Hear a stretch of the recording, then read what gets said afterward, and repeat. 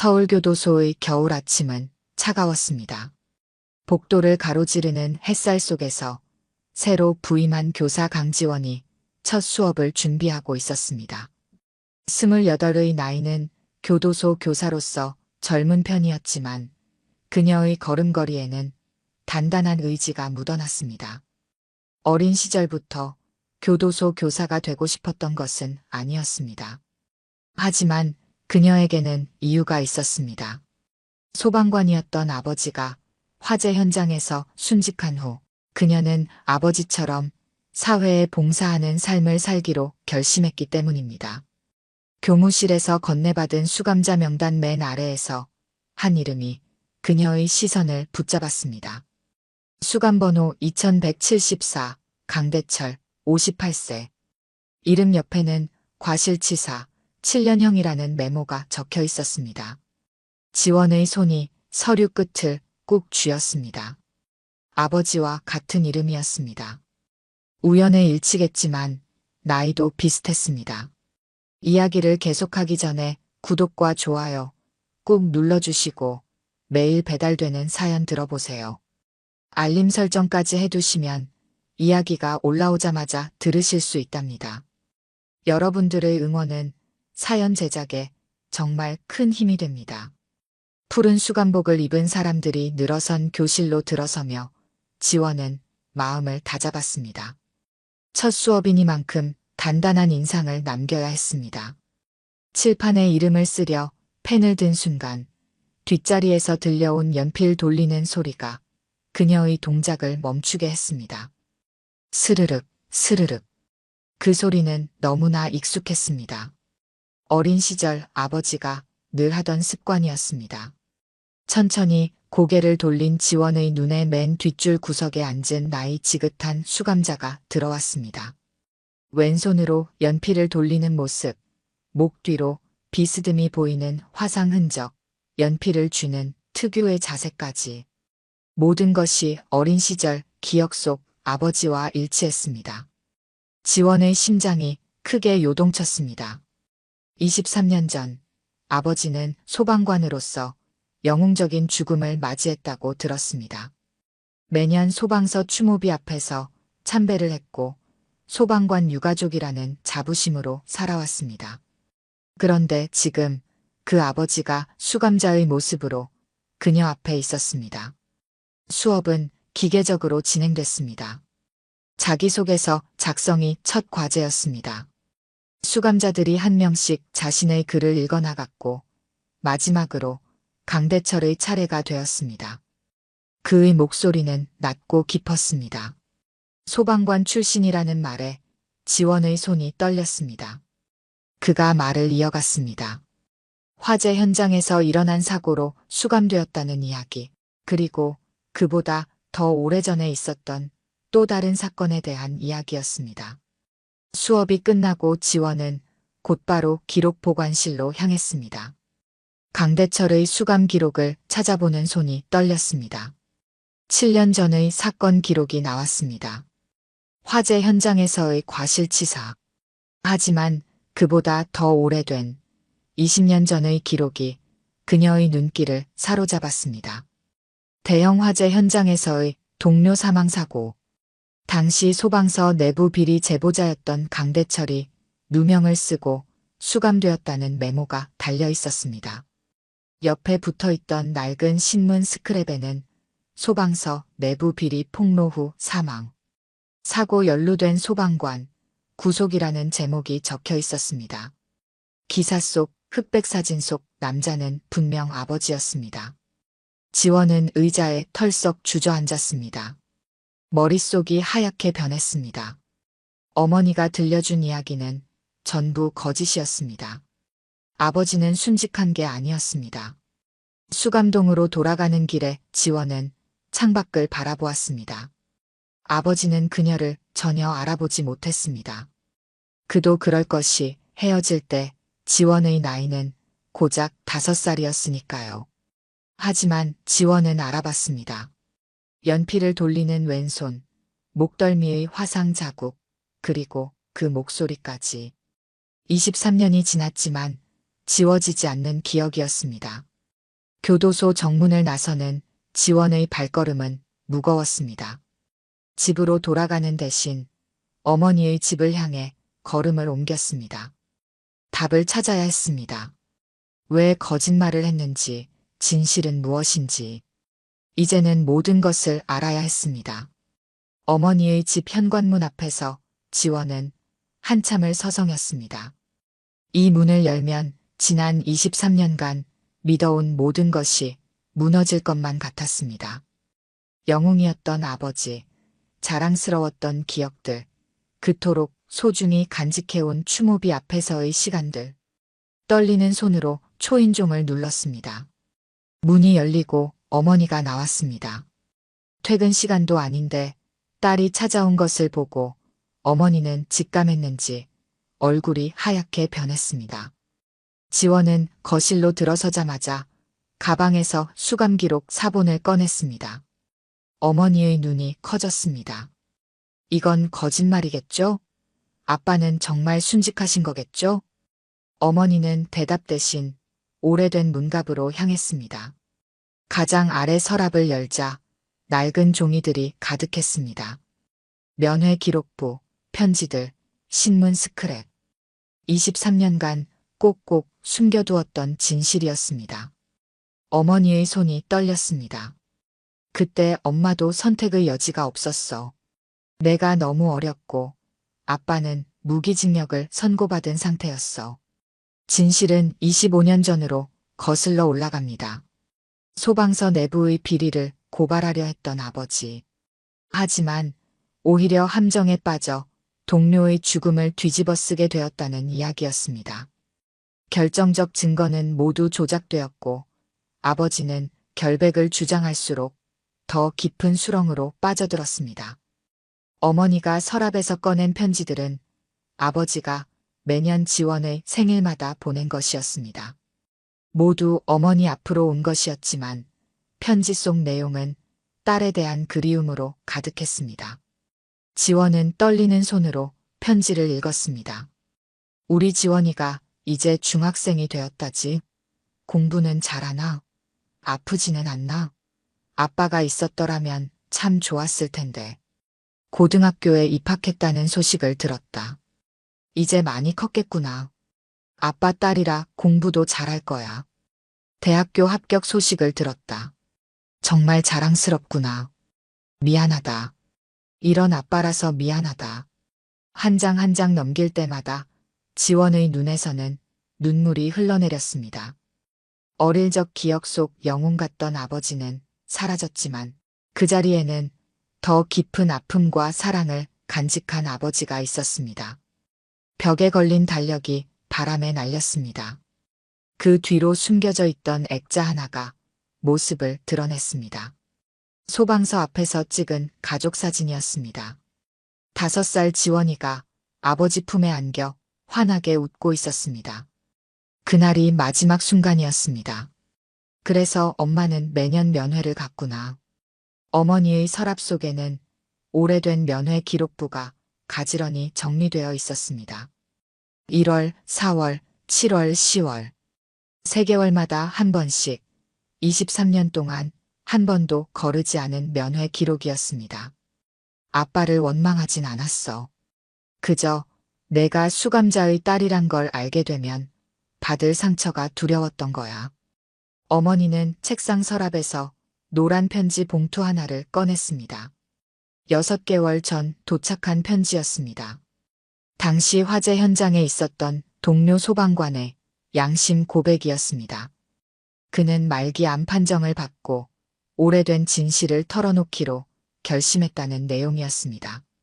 지원은 편지를 읽다가 자리에서 벌떡 일어났습니다. 아버지의 결백을 증명할 수 있는 증거가 있다는 내용이었습니다. 하지만 그 증거를 찾기 위해서는 20년 전 화재 현장의 블랙박스 영상을 찾아야 했습니다. 창밖으로는 어느새 해가 저물고 있었습니다.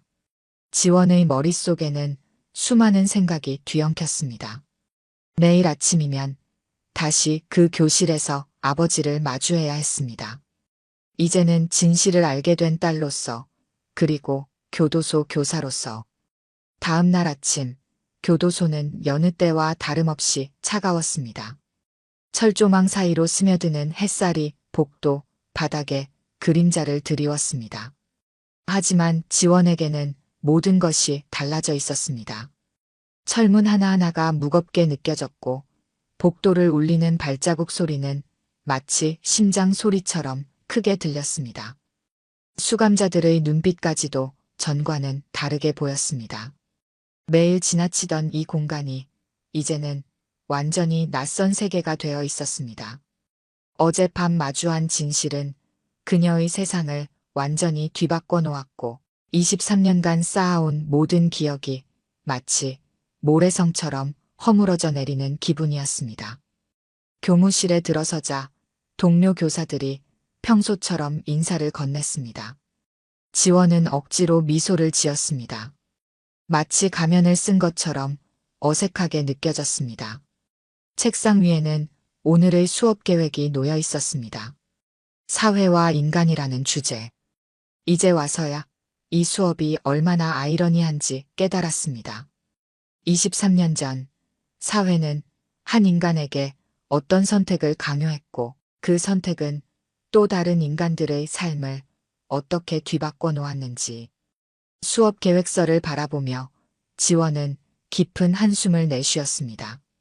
형광등 아래 놓인 출석부에는 수감번호 2174 강대철이라는 이름이 선명했습니다. 어제까지만 해도 그저 수많은 수감자 중 하나였던 이름이 이제는 가슴을 후벼 파는 칼날이 되어 있었습니다. 펜을 들어 출석 체크를 하려는 손이 미세하게 떨렸습니다. 강 선생님, 잠시 이야기 좀 할 수 있을까요? 교육팀장 박 소장이 그녀를 불렀습니다. 쉰을 바라보는 나이였지만 여전히 날카로운 눈빛을 지닌 그는 20년 경력의 베테랑이었습니다. 그의 사무실로 들어서자 창턱에 놓인 화분이 눈에 들어왔습니다. 매일 아침 직접 물을 주는 호접란이었습니다. 차가운 교도소에서 유일하게 생명력이 느껴지는 공간이었습니다. 하지만 오늘만큼은 그 따뜻함이 느껴지지 않았습니다. 책상 위에는 낯익은 서류가 놓여 있었습니다. 강대철의 수감 기록이었습니다. 지원의 심장이 철렁 내려앉았습니다. 어제 조회한 기록이 이렇게 빨리 발각될 줄은 몰랐습니다. 어제 기록 보관실에서 이 서류를 조회했더군요. 박 소장의 목소리는 무거웠습니다. 지원의 심장이 빠르게 뛰기 시작했습니다. 혹시 수감자와 특별한 관계가 있습니까? 순간 지원의 머릿속이 하얘졌습니다. 진실을 말해야 할까요? 하지만 그렇게 되면 교도소 교사직을 계속할 수 있을까요? 게다가 아버지의 재심을 준비하려면 이 자리가 필요했습니다. 아니요. 단순히 호기심이었습니다. 거짓말이 쉽게 입 밖으로 나왔습니다. 박 소장은 잠시 그녀를 바라보더니 고개를 끄덕였습니다. 수감자와 교도관의 관계는 엄격해야 합니다. 특히 교육을 담당하는 선생님은 더더욱 그렇죠. 교실로 향하는 발걸음이 무거웠습니다. 매일 아침 걷던 이 복도가 오늘따라 끝없이 길게 느껴졌습니다. 차가운 겨울 햇살이 창살 사이로 비치며 그림자를 만들었고 그 그림자는 마치 쇠창살처럼 지원의 어깨를 짓눌렀습니다. 오늘도 아버지는 맨 뒷자리에 앉아 있었습니다. 여전히 왼손으로 연필을 돌리고 있었습니다. 스르륵, 스르륵. 그 소리가 교실 안을 울렸습니다. 어제와 같은 모습이었지만 이제는 그 모든 작은 동작들이 너무나 다르게 보였습니다. 연필을 잡은 손가락의 굳은 살, 소매 사이로 보이는 희미한 화상 자국, 미간 사이의 깊은 주름까지. 이 모든 것들이 23년이라는 시간의 무게를 고스란히 담고 있었습니다. 수업 주제는 가족이었습니다. 어젯밤 내내 고민한 끝에 선택한 주제였습니다. 어쩌면 스스로를 시험해보고 싶었는지도 모릅니다. 수감자들은 한 명씩 자신의 가족 이야기를 했습니다. 어떤 이는 아내와 자식을 그리워했고 어떤 이는 부모님께 죄송하다고 했습니다. 이야기를 하는 내내 그들의 목소리에는 그리움과 후회가 묻어났습니다. 창 밖으로 까마귀 한 마리가 날아갔습니다. 지원은 문득 어린 시절 아버지와 함께 본 까마귀가 떠올랐습니다. 그날도 이런 겨울 아침이었습니다. 아버지는 까마귀도 가족이 있단다라고 말씀하셨습니다. 그 기억이 마치 어제 일처럼 선명했습니다. 마지막 순서는 강대철이었습니다. 그는 천천히 자리에서 일어났습니다. 푸른 수감복이 햇살에 바랜 것이 마치 그의 인생처럼 보였습니다. 주름진 손으로 종이를 꼭 쥐고 있는 모습이 안쓰러웠습니다. 저는 25살에 소방관이 되었습니다. 그리고 30의 아버지가 되었죠. 지원의 손이 떨렸습니다. 분필을 잡은 손가락 마디가 하얗게 변할 정도로 힘이 들어갔습니다.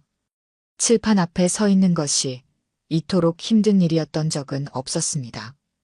딸아이가 있었습니다. 5살 때 마지막으로 봤으니 이제는 28살이 되었겠네요. 교실 안이 쥐죽은 듯 조용해졌습니다. 겨울 바람이 창문을 때리는 소리만이 울렸습니다. 수감자들의 시선이 모두 강대철에게 향했습니다. 그의 이야기에 담긴 진심이 전해진 것일까요? 매일 밤 그 아이의 얼굴을 그려봅니다. 지금은 어떻게 변했을지, 어떤 어른이 되었을지. 하지만 그런 상상을 할 자격이 있는지 모르겠습니다. 아버지의 목소리가 흔들렸습니다. 마치 오래된 풍경화처럼 흐릿하고 바랜 기억 속에서 5살 딸아이의 모습을 더듬는 듯 했습니다. 지원은 칠판을 바라본 채 움직이지 못했습니다. 눈물이 볼을 타고 흘러내렸습니다. 하얀 분필가루가 눈물과 섞여 희미한 흔적을 남겼습니다. 그때였습니다. 교실 뒤쪽에서 요란한 소리가 들렸습니다. 의자가 넘어지는 소리와 함께 수감자 한 명이 갑자기 일어섰습니다. 살인 혐의로 수감된 김민호였습니다. 그의 얼굴은 붉게 상기되어 있었고 눈에는 광기가 서려 있었습니다. 거짓말이야. 전부 거짓말이라고. 그는 강대철을 향해 달려들었습니다. 순식간에 교실이 아수라장이 되었습니다. 다른 수감자들이 비키는 사이로 김민호의 주먹이 허공을 갈랐습니다. 지원이 본능적으로 그들 사이에 뛰어들었습니다. 23년간 가슴속에 담아두었던 절규가 터져나왔습니다. 아버지, 시간이 멈춘 듯 했습니다. 교실 안의 모든 움직임이 정지했습니다. 창살 사이로 비치는 겨울 햇살마저 그 자리에 얼어붙은 것 같았습니다. 강대철의 눈이 커졌습니다. 그제야 그는 딸을 알아보았습니다. 5살짜리 어린아이의 눈빛이 28 교사의 눈빛과 겹쳐졌습니다. 23년이라는 시간이 한순간에 무너져 내렸습니다. 교도관들이 뛰어들어왔습니다. 두꺼운 군화 소리가 교실을 울렸습니다. 굳게 닫혀있던 철문이 요란하게 열리는 소리와 함께 제복을 입은 사람들이 쏟아져 들어왔습니다. 김민호는 금세 제압되어 독방으로 끌려갔고 나머지 수감자들도 각자의 수감동으로 돌아갔습니다. 하지만 강대철은 그 자리에 얼어붙은 듯 서 있었습니다. 그의 두 눈은 지원을 향한 채 미동도 없었습니다. 마치 움직이면 눈앞의 광경이 사라질까 두려운 듯 했습니다. 수갑을 찬 그의 손이 미세하게 떨리고 있었습니다. 지원 역시 그 자리에 못 박힌 듯 서 있었습니다. 아버지의 눈에서 읽히는 감정들이 가슴을 파고들었습니다. 놀라움, 그리움, 후회, 사랑, 그리고 두려움까지. 교실은 순식간에 텅 비었습니다. 바닥에 쓰러진 의자들, 어지럽게 널린 종이들, 그리고 칠판에 남은 희미한 글씨들만이 방금 전의 소란을 증명하고 있었습니다. 겨울 햇살은 여전히 창살 사이로 스며들어 차가운 그림자를 만들었습니다. 박 소장의 호출은 예상했던 일이었습니다. 그의 사무실로 가는 길이 끝없이 멀게 느껴졌습니다. 복도를 걸으며 지원은 자신의 앞길을 생각했습니다. 이제 더 이상 교도소 교사로 있을 수 없을지도 모릅니다. 하지만 그것보다 더 중요한 것은 아버지의 결백을 증명하는 일이었습니다. 어제 발견한 진실, 그리고 그 진실을 입증할 수 있는 증거를 찾아야 했습니다. 복도 끝에서 교도관이 강대철을 수감동으로 호송하고 있었습니다. 멀어지는 아버지의 뒷모습이 흐릿하게 보였습니다. 그때 아버지가 고개를 돌려 지원을 바라보았습니다. 순간 지원은 가슴이 무너져 내리는 것을 느꼈습니다. 그의 눈에는 23년의 시간이 고스란히 담겨 있었습니다. 후회와 그리움, 그리고 이제 막 피어오르기 시작한 희망까지. 지원은 주먹을 꽉 쥐었습니다. 손톱이 손바닥을 파고들었습니다. 이제 선택해야 했습니다. 교도소 교사로서의 책임과 딸로서의 의무 사이에서 그녀는 새로운 길을 찾아야 했습니다. 하지만 한 가지는 분명했습니다. 더 이상 도망칠 수는 없다는 것. 이제 마주해야 할 시간이 왔습니다. 복도 창밖으로 까마귀 한 마리가 천천히 날아갔습니다. 아침에 보았던 그 까마귀일까요? 어쩌면 정말 가족을 찾아가는 길일지도 모릅니다. 지원은 깊은 숨을 들이마셨습니다. 이제 그녀도 자신의 길을 찾아 나서야 했습니다. 다음 날 아침, 지원은 평소보다 일찍 교실에 도착했습니다. 복도는 아직 어둑했고 형광등 불빛이 차가운 바닥을 비추고 있었습니다. 창가에 쌓인 흰 눈이 교실 안으로 부드러운 빛을 던졌습니다. 어제의 소란이 거짓말처럼 느껴질 만큼 교실은 고요했습니다. 쓰러졌던 의자들은 반듯하게 정리되어 있었고 바닥에 흩어졌던 종이들도 사라져 있었습니다. 책상 위에는 어제 밤새 썼던 원고가 놓여 있었습니다. 구겨진 종이 귀퉁이에는 커피 자국이 남아 있었습니다. 밤새 몇 번이나 다시 썼는지 모를 글이었습니다. 칠판에 천천히 분필을 들어 올렸습니다. 나의 영웅이라는 세 글자를 적는 동안 손끝이 미세하게 떨렸습니다. 분필 가루가 하얗게 손바닥을 덮었습니다. 수감자들이 한 명씩 교실로 들어왔습니다.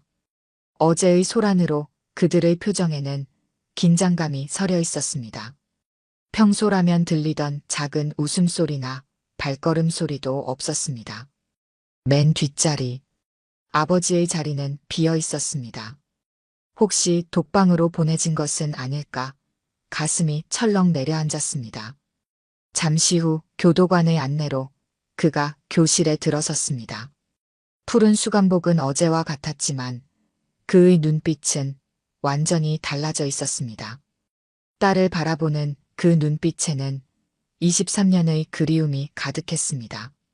주름진 손으로 연필을 쥐는 모습에서도 긴장감이 느껴졌습니다. 지원은 담담한 목소리로 수업을 시작했습니다. 떨리는 마음을 누르고 자신이 준비한 글을 천천히 읽어내려갔습니다. 5살 때의 기억으로 시작하는 글이었습니다. 소방관이었던 아버지가 화재 현장에서 아이를 구하고 돌아오시던 날의 이야기였습니다. 그날 목에 두른 아버지의 스카프에서 나던 연기 냄새, 시커먼 그을음, 자국 사이로 보이던 환한 미소, 피곤에 지친 얼굴로도 늘 자신을 안아주시던 따뜻한 손길. 지원의 목소리가 교실 안을 울렸습니다. 수감자들은 고개를 숙인 채 그녀의 이야기에 귀를 기울였습니다. 누군가는 자신의 자식을 떠올렸을지도 모릅니다. 혹은 자신의 아버지를요. 창틀에 내려앉은 눈송이들이 햇빛에 반짝였습니다. 글은 계속해서 아버지의 마지막 출근길을 향해 걸어갔습니다. 평소와 다름없던 그날 아침, 머리를 쓰다듬던 아버지의 손길, 늘 하던 것처럼 건넨 작별 인사, 그리고 다시는 돌아오지 않을 것이라고는 상상도 못했던 그날의 일상이 생생하게 펼쳐졌습니다. 문득 뒷자리에서 누군가 훌쩍이는 소리가 들렸습니다. 유년 시절의 기억은 계속해서 이어졌습니다.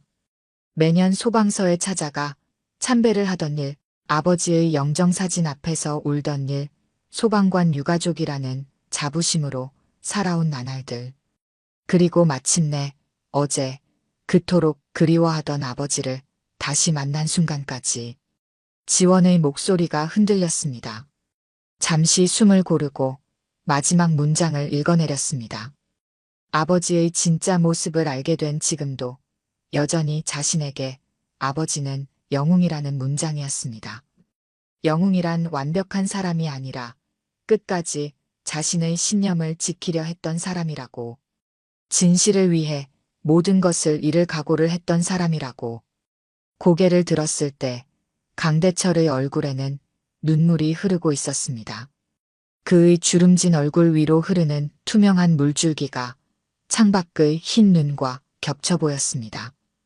평생을 가슴속에 묻어두었던 진실이 이제는 눈물이 되어 흘러내리고 있었습니다. 수감자들도 하나둘 고개를 들었습니다. 그들의 눈빛도 달라져 있었습니다. 어제와는 전혀 다른 시선으로 강대철을 바라보았습니다. 교실 창문 너머로 또다시 눈이 내리기 시작했습니다. 어제의 까마귀는 보이지 않았지만 대신 하얀 눈이 세상을 새롭게 덮어가고 있었습니다. 마치 오래된 상처 위에 새살이 돋아나듯 부드럽게 그리고 깊숙하게. 수업이 끝난 후 텅 빈 교실에 둘만이 남았습니다. 창밖의 하얀 세상은 더욱 깊어져 있었습니다. 책상과 의자 사이로 겨울 아침의 차가운 공기가 흘렀습니다. 아버지와 딸 사이의 23년이라는 시간도 이제는 저 눈처럼 녹아내릴 차례였습니다. 강대철은 천천히 자리에서 일어났습니다. 그의 발걸음은 무거웠지만 더 이상 도망치지 않을 것 같은 단단함이 느껴졌습니다. 봄이 오기 전의 마지막 추위가 교도소를 감쌌습니다. 지원은 박 소장의 사무실 앞에 서서 잠시 망설였습니다. 손에는 어머니가 건네준 낡은 서류 가방이 들려 있었습니다. 그 안에는 20년 전 화재 현장의 진실이 담겨 있었습니다. 당시 비리를 고발하려 했던 아버지의 기록들, 조작되었던 증거들, 그리고 어머니가 묵묵히 모아온 자료들까지. 문을 열자 서류 더미에 파묻혀 있던 박 소장이 고개를 들었습니다. 책상 위에는 20년 전 사건 기록이 펼쳐져 있었습니다. 지원은 그제야 알았습니다. 박 소장 역시 오랫동안 이 순간을 준비해왔다는 것을. 당시 소방서에서 아버지와 같은 팀이었던 그는 불합리한 상황을 이해하면서도 침묵할 수밖에 없었던 자신을 용서하지 못했던 것입니다. 창밖으로 땅거미가 지기 시작했습니다. 하얀 눈은 어느새 잠잠해졌고 대신 차가운 겨울비가 내리고 있었습니다. 빗방울이 유리창을 타고 흘러내리는 모습이 마치 누군가의 눈물 같았습니다. 책상 위에 놓인 오래된 사진 한 장이 지원의 시선을 붙잡았습니다. 젊은 시절의 아버지가 동료들과 함께 찍은 사진이었습니다. 그들의 환한 미소 뒤로 푸른 소방복이 선명했습니다. 그날 이후 재심은 빠르게 진행되었습니다. 당시 현장에 있었던 소방관들의 증언이 이어졌고 숨겨두었던 자료들이 하나둘 모습을 드러냈습니다. 마치 오래된 댐이 무너지듯 20년의 침묵이 한순간에 깨어졌습니다. 진실은 생각보다 단순했습니다. 아버지는 그저 옳은 일을 하려 했을 뿐이었습니다. 법정에서 무죄가 선고되던 순간 방청석에는 묘한 정적이 감돌았습니다. 누군가 작게 흐느끼는 소리가 들렸습니다. 어머니였습니다. 그녀의 어깨가 작게 떨렸습니다. 23년 동안 혼자 견뎌온 시간이 그 눈물 속에 고스란히 담겨 있었습니다. 판사가 자리를 떠난 후에도 법정은 쉽사리 움직이지 못했습니다. 마치 시간이 멈춘 것처럼 모두가 그 자리에 얼어붙어 있었습니다. 강대철이 마지막으로 교실에 들어선 것은 출소 하루 전이었습니다. 수감복을 입은 마지막 날이었지만 그의 표정은 어느 때보다 평화로워 보였습니다. 수감자들은 모두 일어나 그를 향해 고개를 숙였습니다. 그것은 단순한 인사가 아닌 한 인간의 존엄을 인정하는 침묵의 예의였습니다. 마지막 수업에서 아버지는 자신의 이야기를 들려주었습니다. 소방관이 된 이유, 진실을 고발하려 했던 이유, 그리고 그 긴 시간을 견뎌온 이유까지. 그의 목소리는 흔들리지 않았습니다. 마치 오랫동안 준비해온 고백처럼 또렷하고 담담했습니다. 출소하는 날, 교도소 정문 앞에는 봄 기운이 완연했습니다. 아직 쌀쌀한 바람이 불었지만 담쟁이 덩굴 사이로 새순이 돋아나고 있었습니다. 지원과 어머니가 그를 기다리고 있었습니다. 23년 만에 다시 마주한 가족의 모습은 어색하면서도 자연스러웠습니다. 강대철은 천천히 걸음을 옮겼습니다. 한 걸음 한 걸음. 그 걸음 속에는 지난 시간의 무게가 고스란히 담겨 있었습니다. 마침내 정문을 나서는 순간 따스한 햇살이 그의 얼굴을 비추었습니다. 눈부신 빛 속에서 그는 잠시 걸음을 멈추었습니다. 아버지의 어깨가 가늘게 떨렸습니다. 지원이 천천히 다가가 그의 손을 잡았습니다. 거칠고 투박한 손이었지만 더없이 따뜻했습니다. 어머니도 다가와 그의 다른 손을 잡았습니다. 이제 그들은 함께였습니다. 멀리서 교도소의 아침 종소리가 울렸습니다. 새로운 하루의 시작을 알리는 소리였습니다. 지원은 문득 자신의 교실을 떠올렸습니다. 이제 그곳에는 다른 선생님이 서 있겠지만 언젠가 그녀가 전한 이야기가 작은 희망으로 남아있기를 바랐습니다. 봄바람이 불어왔습니다. 담쟁이 덩굴 사이로 새어나온 바람이 세 사람의 발걸음을 따라 움직였습니다. 그들이 걸어가는 길 위로 꽃잎이 흩날렸습니다. 아직 이른 봄이었지만 누군가의 마음속에서는 이미 따뜻한 봄이 시작되고 있었습니다. 오늘 들려드린 이야기가 여러분의 마음에 작은 울림이 되었기를 바랍니다. 아까 깜빡하신 분들이 계셨다면 좋아요와 구독 부탁드려요. 다음 사연을 들려드리는데 큰 힘이 된답니다.